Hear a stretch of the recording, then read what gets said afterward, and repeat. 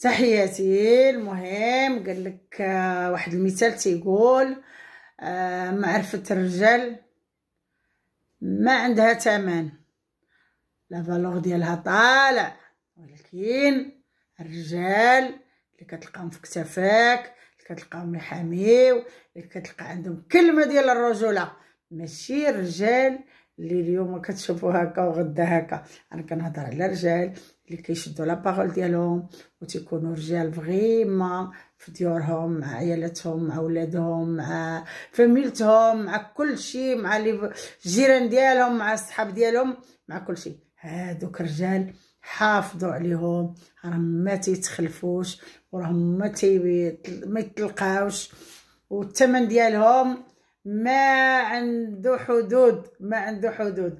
احنا العيالات انا نقول لكم نقولوا ماشي بزاف بحال الرجال، دائما حنا العيالات نتقلقوا كنزعفوا كان هادي، ولكن واخا كاين العيالات اللي ضد الرجال وعندهم الكلمه وتتلقاهم في الحزات. على دابا الراجل ولا المراه اللي ما كتلقاوش في الحزه ديالكم، سوا صديق سوا فاميلا سوا راجلك سوا تاني الراجل تكون مرته ما كتوقفش معاه في الحزه ديالو، راه ما كاين علاش. هذاك راه كيتسمى ماشي معرفه، كيتسمى نفاق، كيتسمى نفاق.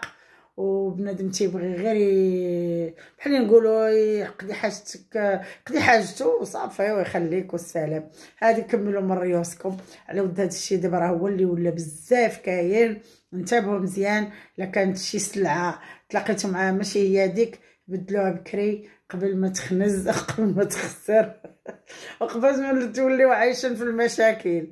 ايوا سمحوا لي، تحياتي للجميع، على بروشين فيديو.